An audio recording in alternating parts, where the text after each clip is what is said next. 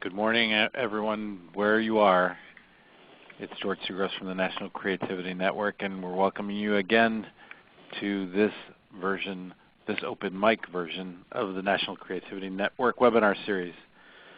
As you know, the network is dedicated to fostering imagination and creativity so North America can remain a leader in innovation, free enterprise, and democratic values. We believe the very future of our communities and institutions depends on our ability to nurture imagination and to harness creativity to solve existing problems and to generate new opportunities. The National Creativity Network was created to enhance the flow of ideas, information, and practices across disciplines, and especially between key centers of creativity in education, commerce, and culture. We want to improve the ease with which these centers of creativity can gain access to the best thinking, best questions, and most successful ways of working together. The monthly webinar series is one of our strategies to connect people across North America, and we alternate between subjects of interest identified by our membership and open mic sessions where the NCN community can share what they are working on and learn from each other's successes and challenges. So please mark every third Thursday in your calendar for a guaranteed stimulating conversation around the most pressing issues around the creativity movement. And please let us know if you have a particular topic you'd want us to cover in the future or would like an open mic slot. So before we get started, we've got a few housekeeping items. We hope that you've all logged in both via the computer and via the phone. Please note you'll be muted throughout the webinar in order to minimize background noise. We do, however, encourage you to ask questions via the chat feature in the lower left-hand side of your screen. We'll pause after each presentation for questions. So let's turn to today's open mic webinar. And our first presenter is Dr. Hayley Simons from Creative Alberta, who's going to tell us about their upcoming Imagination Conversation. So Hayley, take it away. Thank you. Thanks so much, George. Hello, everybody. I think I'd like to begin with just a bit of a history about Creative Alberta. There we are. In April 2010, a small team of folks from our local public school board accompanied me to Washington for the Arts Education Partnership Spring Conference. And we went down with the intention of learning more about how to implement an arts integration program in a pilot family of elementary schools. And though the pilot was terminated before it began, we did become the AEP's first international partnership. And at that conference, I was fortunate enough to meet Susan McCalmont, who, for those of you who aren't familiar with Susan's work, is currently president of Creative Oklahoma. And she spoke about Creative Oklahoma and the various initiatives they were undertaking and the enormous impact they were making, and I was hooked. So when I returned home, my goal was to replicate what was being done in Oklahoma in Alberta, and that's the story of Creative Alberta's inception. So I guess rightfully we could credit Susan with being its birth mother.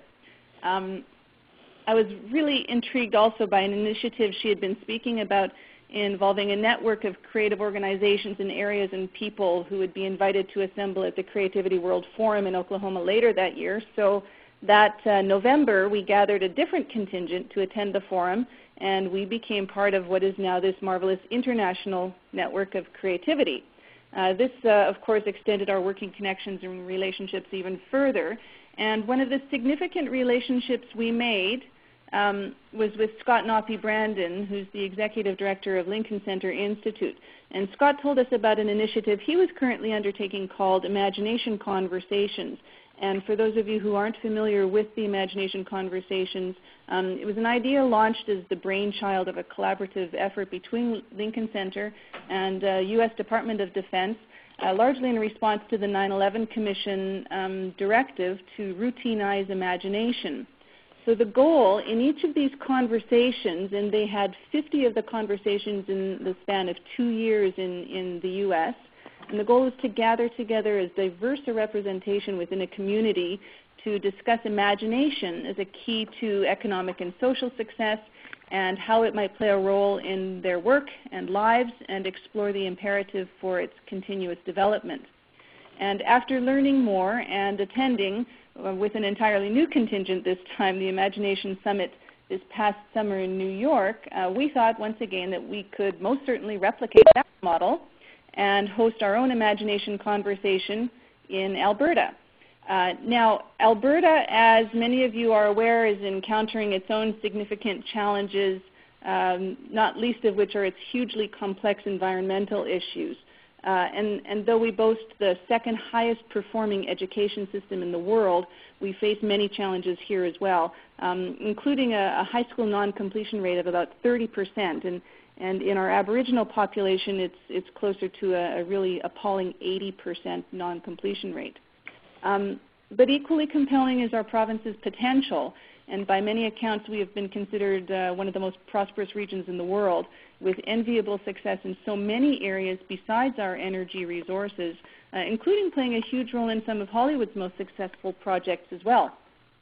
And with so many resources and advantages here, I was really passionate about hosting an imagination conversation and shifting the conversation from how to become the best in the world to how to become the best for the world. And so we are really thrilled to announce our public media launch just this week of Creative Alberta's inaugural public event, the Canada's First Imagination Conversation. We're equally thrilled to have the occasion to reunite so many of the colleagues and contacts and mentors that we've made through this National Creativity Network to be part of this. We'll be having Scott and Susan here, as well as Matt Holman of St. Louis's Lexink and Jean Hendrickson of Oklahoma's A+ Schools, Peter Gamwell of Ottawa Carleton School District, Carrie Fitzsimmons will be here talking about Art Science Labs, Dan Hunter from Massachusetts and talking about his Creative Challenge Index, and we'll have Dr. Rex Young here with us as well, who's a professor of neurology from the University of New Mexico, and his current research focus is on the brain and creativity. We'll have those folks along with many others, and our goal is not only to initiate the creative conversation and engage as wide and diverse a spectrum of community representation as possible, but to really have concrete and tangible projects arising from this initial event. And one of the projects we hope to secure support for is to have Alberta be designated as the first Canadian host site for the Art Science Prize. We'll also be forming a commission to introduce and explore the CCI in our education system, and perhaps the most challenging and one of the most exciting projects is our goal to host 149 more imagination conversations through Canada by 2017, which is our country's 150th anniversary. So we've dubbed that project 150by150.ca. So our challenge then turned to how to make this initial conversation happen. And from here it very much resembles a tale of stone soup. Because we're an organization of volunteers, we have no paid staff, we have no financial backing from organizations or governments or foundations. We're truly grassroots in every sense. And it was our pursuit of support where our real learning took place. And this logo page, always these logo pages traditionally receive the same recognition of like the final credits of a movie. But this logo page truly tells a fascinating story of the significance of creativity and how it can shape an entire community. Our first forays to finding support and sponsors, of course, were to the traditional agencies, our local arts councils, and then we approached the premier concert hall in Edmonton, the Winspear Center, who wanted to be a part of this event, and they generously offered their entire facility for 3 whole days. And as any of you in major performance facilities knows, that's extremely significant. This in turn attracted the support of our city council and our province's oldest nonprofit agency, Northlands, which in turn attracted one of their partner agencies, Junior Achievement. We're exceptionally excited to have them involved. This then attracted a very generous donor from a corporation called Life is a Promise, LIAP Media. I encourage you, if you get a chance, to check them out and their work. It's absolutely astounding. The other sponsors on the page became underwriters of many of our speakers, whose presence, of course, in turn has attracted many more interested agencies for the event. And for us, the cry for creativity on the social and environmental fronts was audible. This is the flowery green page, funny metaphors there. So we'll be featuring the voices of an entire social sector, which along with the Life as a Promise Foundation includes Mark Anilski, who's the author of The Economics of Happiness. It's an interesting treatise based on genuine wealth. The Hope Foundation, which is a university research and center and registered nonprofit organization dedicated to understanding and enhancing hope in individuals and families and institutions. And we're just over the moon about the involvement of the environmental agencies. The University of Alberta's Office of Sustainability, the Alberta Climate Dialogue, that little ABCD cloud you see, it's a community university research project that explores how participation by citizens in problem-solving and decision-making activities will influence governments to respond effectively on climate change.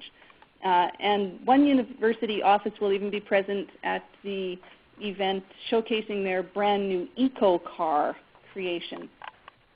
So this next page is truly very exciting for us because for us this is the yet unwritten chapter of the Creativity Dialogue.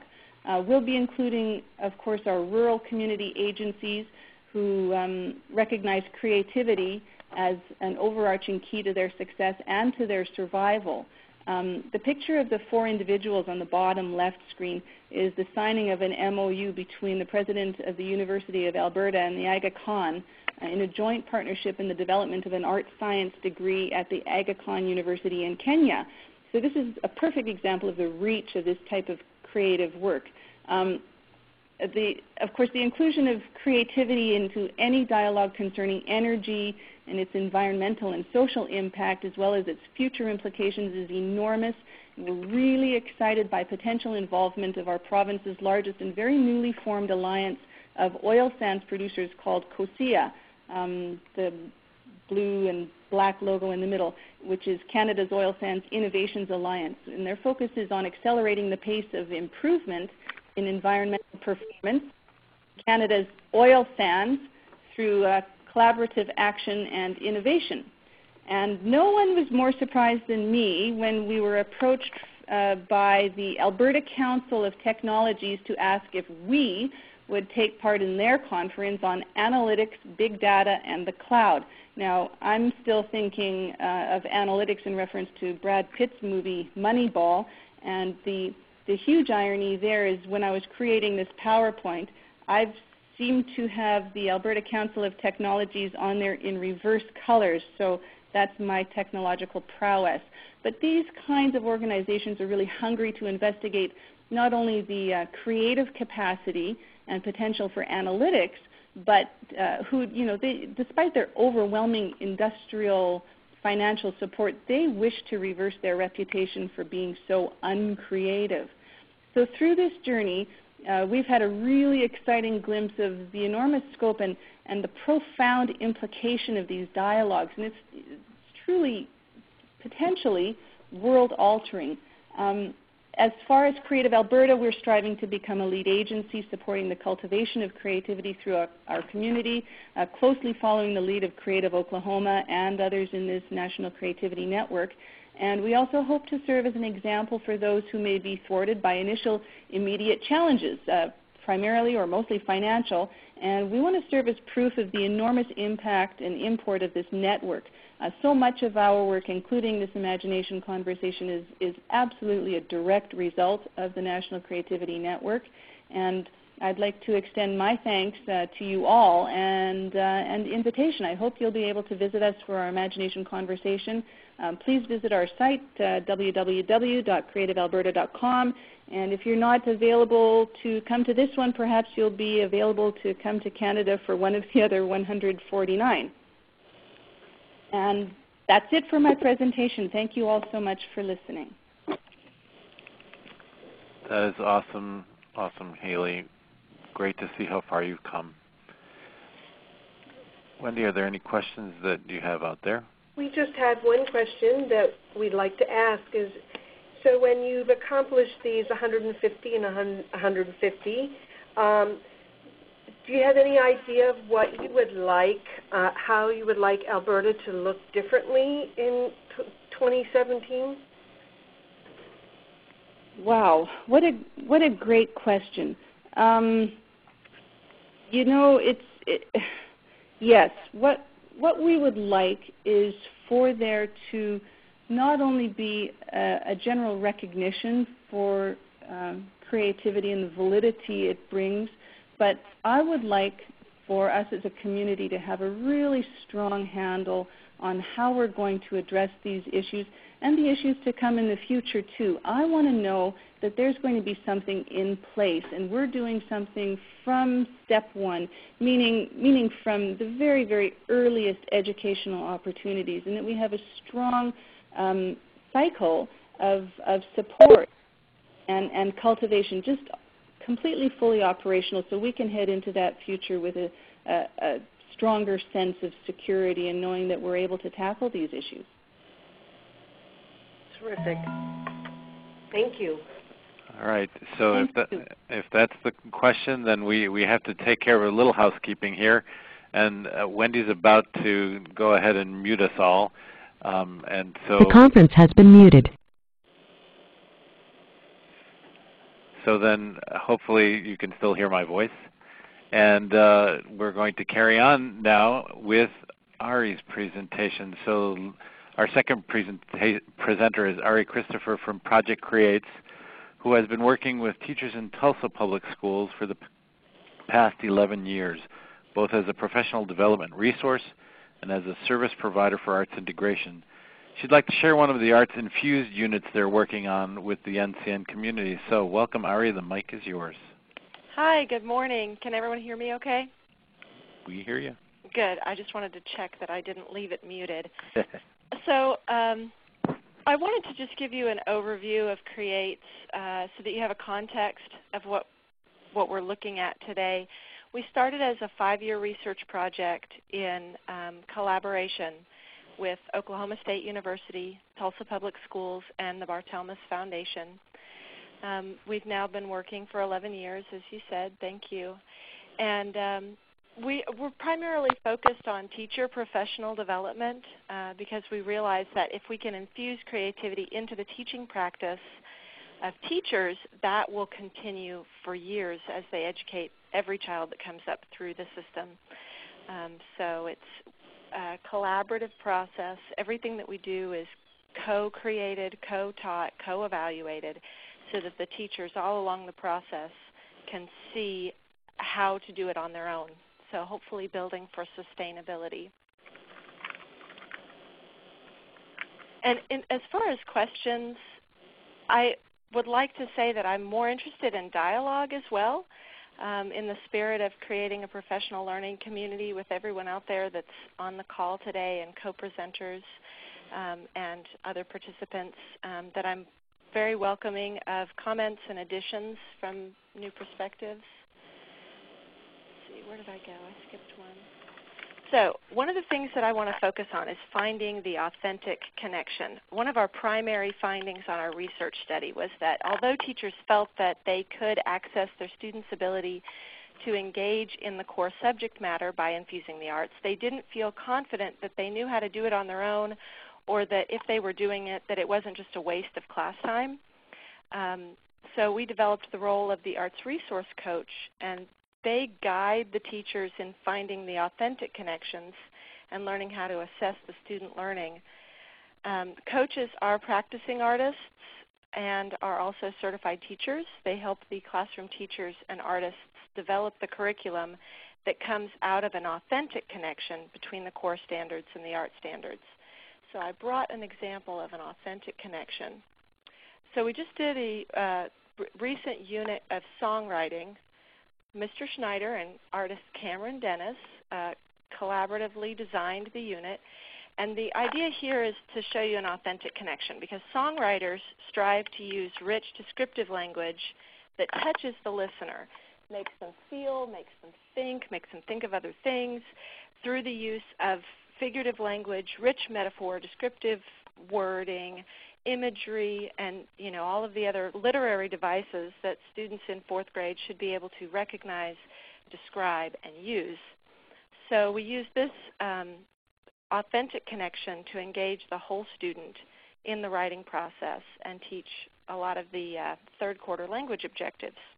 It was an 8-visit unit, and students after this should be able to identify and use figurative language, use it to write original songs, and their songs should also demonstrate their understanding of musical structure and tone and how they contribute to the meaning of a song. So at the same time, we're also teaching about music, the musical structure, and infusing the curriculum with the music standards. So here's something that we come up with is the creative process is daunting and it's scary, and teachers tell us, you know, I'm not an artist. I didn't go to school for this. I'm afraid to do it, and I can't do art infusion. I mean, we can draw a picture about what we're doing, but I can't see it, and I'm afraid that whatever I make in front of the kids will make me look like I'm not talented enough. So it's really important to us that we work with practicing artists at first, especially to build the teacher creativity and confidence, because the practicing artists are doing this all the time. They're running up against the fear of making new things all the time, and they bring a confidence to the process that demystifies creativity and demonstrates that making something new and original can be accessible to anyone. So some of the ways that we make the process visible in the songwriting unit, for instance, Cameron had the students and the teachers participate in a scavenger hunt on a Woody Guthrie song. So the students had the lyrics and they listened to the song, and they had to go through and, as the song played, find a metaphor, find a simile, find imagery, personification, alliteration, hyperbole, etc. So we're scaffolding the process. Can we find it? Can we identify it? And then using Mad Libs type of exercises with real songs, removing some of the words, a lot of the words actually, and having the students use the structure to then make a new meaning by choosing a different emotion, a different noun, a different adjective, a different time and place, and paint a new picture. Another way that she makes this process visible is giving them new, fresh experiences, having them put a grape in their mouth but not chew it. That's a really strange one. You should try that sometime. And write down everything they can think of to describe the experience of having a grape in your mouth and not chewing it. And, phrases, words, expectations that you thought it would be but it wasn't, all these writing prompts. And then taking a nature walk, describing everything after the nature walk. And she has a lot of great prompts for that. Then we use brainstorming. We always use a movement warm-up, either at the very beginning or in the middle after a lot of creative process, to just let it all out, open up the channels again. And then, of course, stressing that you can't judge what you're making while you're making it. You have to write first, then revise, or you have to start making first. It's a separate process. So that's why we think it's really important to work with the artists. They know how to put judgment aside. They know how to open up the creative process, and they know how to scaffold things for the students and for the teachers and really make it accessible. So here's a spring song I wanted to show you guys. This is a song that came out of the unit, and I'm just going to be quiet. I had a recording of it, but I'll just be quiet and let everyone read it for a second.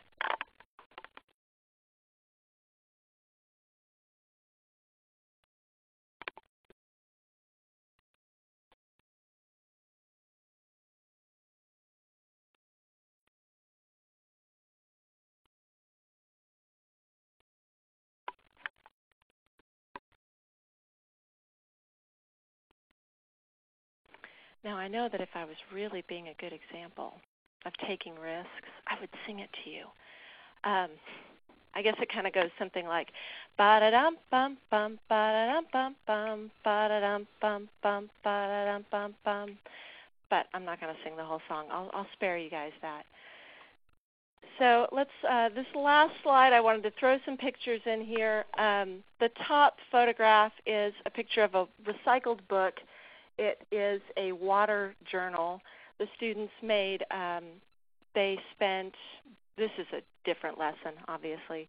They spent a lot of time researching water, the water cycle, why animals need it, how it affects their lives, how it affects, looked at it in lots of different ways. And then they had different assignments for each different perspective of how to look at water. One of these is a watercolor. As the book is open, you can see there's a watercolor pasted in. The little envelope you can see on the bottom has a water poem inside. They wrote poems about water.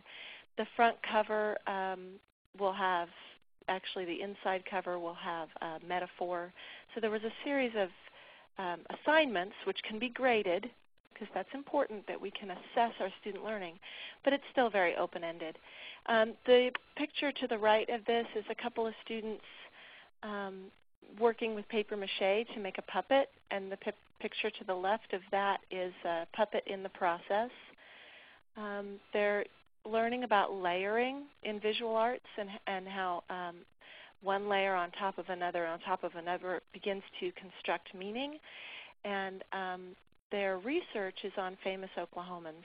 I wish I could remember which historical figure this puppet is, but I don't. And the picture at the bottom is a drum group, and that is the top level of our model is talent development, that through exposure to the arts and through arts infusion that we see talent bubble up to the top. And then we have a strings group and we have a drum group. We're currently developing a visual arts assessment tool so that we can have a visual art talent development group. So just to go back to the lesson that we looked at in songwriting for a second, when we think about the whole child and educating the whole child in a way that opens up their creativity and empowers them to own the information that they have learned and apply that information across subjects, across disciplines, and throughout their lives, we think it's important to try to hit all four of the whole child areas. So in this unit, the students practice their thinking and cognition through constructing definitions of figurative language and the 6 examples that we focused on. They use their thinking and cognition during the scavenger hunt to find the examples in the song lyrics. They used their feelings and emotions when students observed their emotional changes to different selections of music and responded by observing and writing what they feel. They also expressed their emotion through movement and singing and descriptive language. Of course, it's very doing and physical because we try to include movement warm-ups at the beginning of every class, and we utilize several different selections of music, culturally relevant music that the kids could identify with and express different qualities through improvised movement. And the students also took a nature walk and recorded their observations. As far as creating and intuiting, I think it's pretty obvious that the students wrote and refined their original songs. So it's always important to give them their own chance to create something new. So if you have any more questions or responses, we can open the lines now for that. And I've also put my information up. If you'd like to send me an email at another time, that would be great too. Thank you. Okay, thank you very much. And we want to check in with Wendy and see if any questions have come through or any dialogue has begun. Just one quick question, Ari. When people were wondering, when you try to introduce this idea to a school or a school district or a principal, what techniques have you used to be successful to engage them in this conversation around introducing more creative teaching? That's a good question. I would say that many of them, first of all, we want to work with people that already have some interest in doing this. They know they want to do it. They don't know how yet. That's great. Take them on a site visit. Show them what's going on at one of our schools. Take them around to different lessons so they can see the level of ownership that the students have for their own learning when they learn this way. It's another form of project learning, really, which is another one of those buzzwords in education. But the students have ownership because they are making a product. So when they see that, I mean, that's immediate. And then, of course, we are collecting data. We have the 5-year research project data. We have some ongoing data, and we can always show those results. Am I answering the question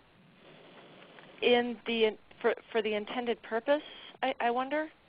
Yes, I think so. I mean, I think the real idea is that that there are people out there who are often resistant to that, and I think what you're saying is that you first look for people who are open to it. You don't go in and necessarily try to convince somebody who's a naysayer.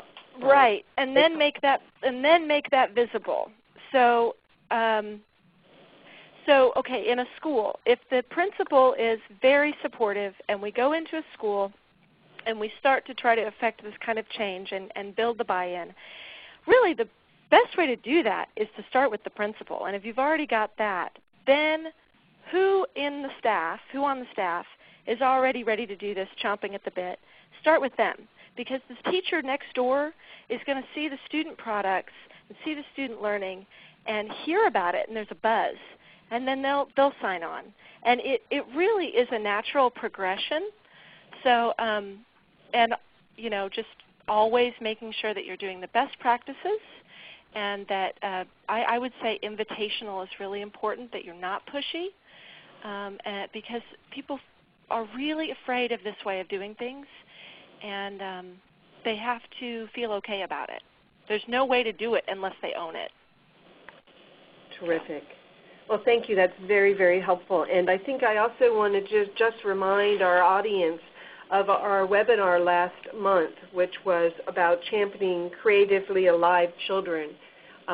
Sherry Sternum from Crayola was talking about their techniques as well, and she also mentioned at the end, and people might want to go on our website and check out that webinar to see and learn about this grant offer that they have that I believe goes until the end of June or the beginning of June. We can apply for $2,500 plus $500 in Crayola products for people who are interested in piloting a chief creativity officer type of idea. And people who are maybe doing these kinds of programs would be eligible for it. So go ahead and check out our last webinar on that topic. Thank you. And George, back to you. All right, Wendy, thank you. And now we are going to have in our cleanup position today John Lawton, Dean of the College of Arts and Sciences at the College of New Jersey. He's going to give us an overview of their creativity and community work at the college. So welcome, John, to the Open Mic series. Thanks, George. Can you hear me? I can hear you. All right. Thank you for the two presenters that I've heard so far. It's very interesting to see the sponsorship and how you've developed a community through sponsorship. I always think that's a great way to build friends and to get buy-in from the community, and it's really interesting to see how you're developing the things in the public schools that are digging down and deep into the using assessment as a tool to create an attitude and an environment of safety for teachers that otherwise might be afraid of creativity. So that sounds great. I want to talk a little bit about, and before I do, I want to give a little kind of a second ad for, if you haven't seen the New York Times editorial that was in the March 10th, and it's Thomas Friedman's editorial on actually he starts out, what's your favorite country? But really what he's talking about is, in the end, he's talking about that knowledge and skills have become the global currency for the 21st century, for the 21st century economies. And there's no central bank that prints that kind of currency. Everyone has to decide on their own how much they will print. And in fact, what these webinars are doing, and what certainly Creative New Jersey and what the whole movement is doing, is printing currency of this kind of of this kind of value that I think is really important. So if you didn't see it, I hope you do. We focus our work on leadership at the College of New Jersey, using innovation and creativity as the cornerstone of the work that we're doing within the school. We are in the arts school. We're one of 7 within the college itself, and that we're a liberal arts focus, so that interactivity and working with other schools and other disciplines becomes really kind of a central part of what we do. We founded a Center for the Arts, and if you'll notice on the PowerPoint, where we started out, we asked the students what it was that they were most interested in, what would draw them to the School of the Arts and to the Center for the Arts, and we did a really kind of a survey of all the students at the College of New Jersey. They came up with innovate, interact, and inspire. Those are the words that they were most interested in and the things that they wanted to encourage. We added in the meantime the word sustain, and have been using the sustainable element as kind of the central focus of what we're doing. I really feel, and a lot of my colleagues feel, that creativity has its roots within a larger focus of sustainability, and that really what we're looking at is a means to an end. We're trying to develop a sustainable economy that works within New Jersey, and a sustainable and economy that works really worldwide. We use these 4 pillars, as you can see, as the central focus, and I teach all of the 175 first students as they come in every fall, and we focus on these 4 pillars of sustainability and how their disciplines in the arts can make it happen and make it work. So cultural vitality, you'll see, is central to that, as well as economic health, environmental responsibility, and social equity. Those are things that we feel are important, and we try to draw that out in the kind of work that we do.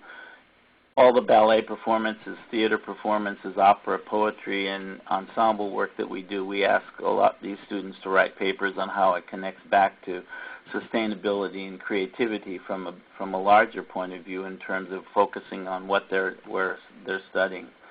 New Jersey has been kind of the center of innovation historically in the United States, and we recently received 6,000 memorabilia items from David Sarnoff, and are starting an innovation studio on campus called the Sarnoff Innovation Studio. With the memorabilia connected to this, we've got the first electron microscope, we've got some of the test tubes. An interesting presentation we're having on the 14th of April is that David Sarnoff was the telegraph operator that received the word from the sinking of the Titanic. We have that telegraph key, and we're going to put it on display and talk about how crisis communication has changed over the course of the century since David Sarnoff had that telegraph key in making things work. If you're not familiar with him, he was, in fact, the founder of NBC and was the leader of RCA. So he's had a huge impact in the world. One of the things that we do is we work with performance young audiences to bring in a weekly secondary school kids, middle and high school kids from around New Jersey that are maybe interested in the arts, but maybe they're not the first violinist in the orchestra or the leading pianist in the community, but they have that kind of creative edge about them, and we do these workshops on the campus in the building that you'll see right on the PowerPoint. These kids come in and they do workshops with. We have 2 kids that are homeless, for example. They come from the homeless shelters, and they work with kids from other schools that are probably some of the wealthiest schools in New Jersey, and they work together to understand what it means to be creative and how to develop those skills to understand who they are as individuals. Another thing we do is we bring in groups to talk about, we call them World Cafes. We gather artists, teachers, and students and professionals from around New Jersey. We serve them lunch or dinner, depending on when it is. They come in, and really the essence of it is people meeting face-to-face, having an opportunity to discover what's been working in their communities, what's not been working. And the thing that's been successful about it is that a lot of times teachers come to these events and realize that the car ride to the event is one of the only times that they've really had an extended hour to talk to their colleagues about some of the things that they're doing in their classrooms. So just creating the opportunities for people to talk is important. Another area that we work in is in interactive multimedia, and we do a lot with gaming and how games and working with the connectivity of the internet does to create a connection to a different, I would say, a different group of students than we otherwise might not get. Our health and communication studies people are using Second Life to work with a whole group of people who are disabled and helping them develop avatars that give them access to what they might be if they weren't disabled and what it might be in terms of the Second Life. And our students then work with those and do research with the participants in this whole research project on using Second Life. We foster creativity in the schools by an interactive journalism institute for middle school students, where we incorporate storytelling, game design, and computational thinking into the mainstream public school curriculum. And these kids come to the campus and have a chance then to be on campus as well as out of their middle school environment. We just opened last night an amazing exhibit called Illuminating Data, where we've got international artists visualizing what information looks like visually. And it's a remarkable program that talks about the fact that, in fact, the idea of data, while people may be afraid of it, when you put it in other forms, it looks pretty much the same as any other drawing or picture or painting that you might see on the wall. We work together with an organization called Grounds for Sculpture in creating interactive and digital artwork for festivals and long-term exhibitions. We're lucky to be in New Jersey because there's such an amazing resources to be found around us. We have on the college campus a group that is called the Bonner Center, and we engage in community-engaged learning where our college kids work directly with the high school teachers and students in developing projects that are relevant to what the students or what the faculty need within the schools, documentary projects, mural designs, things that engage the students directly in the learning process. In that same regard, we have an AmeriCorps person that works full-time at developing that particular element of engaged learning through the arts in the community. The Municipal Land Use Center is on our campus, and its focus is on sustainable New Jersey and how to make New Jersey a sustainable state. Well, honestly, it's more than, as you can see from our 4 pillars that I talked about earlier. It becomes a bigger issue than just the issue of how do we conserve water. It's how do we conserve our important resources. And an earlier presenter, when she talked about the high school graduation rate, we have those same issues in Trenton and in Camden and Newark where the graduation rate's difficult, and what we really have to do is work at making things more responsive and workable. We work with we have a radio station on campus. We use that to reach out to the community. We broadcast the local Yankees team, the third-tier Yankees team, and in that we are always doing public service announcements about creativity and how it works on our campus.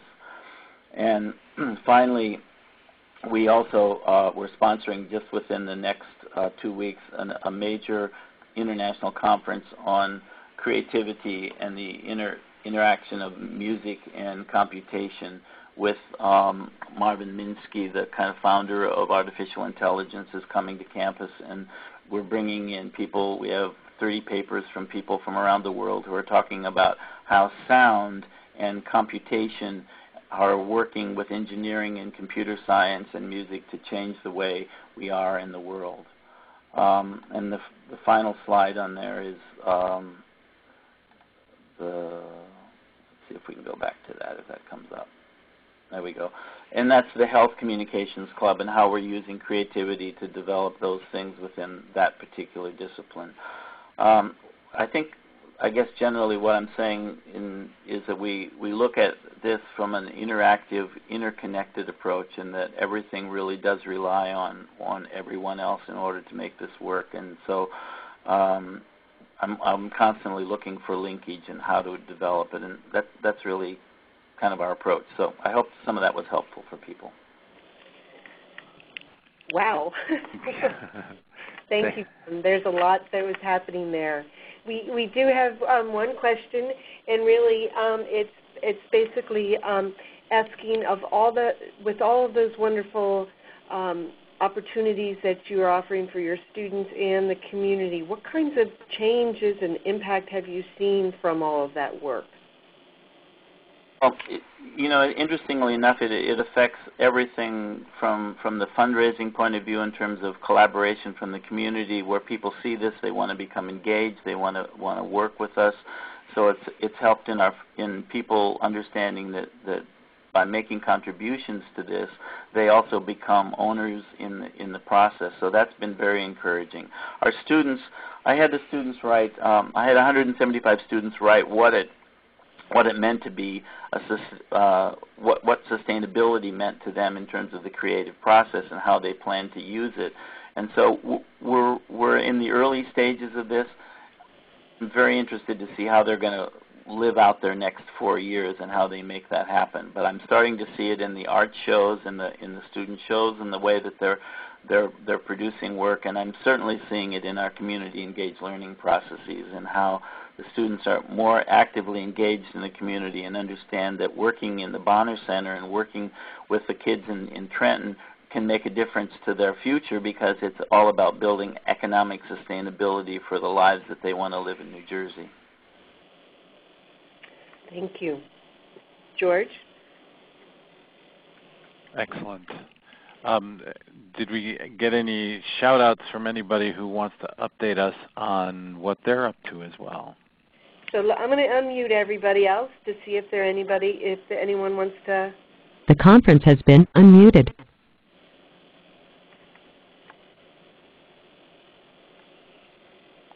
All right. So this is a great time to update everybody on what you're up to if you have the desire to do so. All right. It sounds like then we are at a point where we're going to thank all of our presenters today for taking the time out to give us an update on what they're up to. And to remind you to save dates for the third Thursday of every month, and let us know if there are any topics you'd like to cover in the future webinars. And we hope you'll fill out the evaluation survey that will be mailed to you. So remember, stay connected. These recordings of the webinars will be on the NCAN website resource page, and we'll look forward to hearing you next time. Thank you. George. Thank you. Stand by.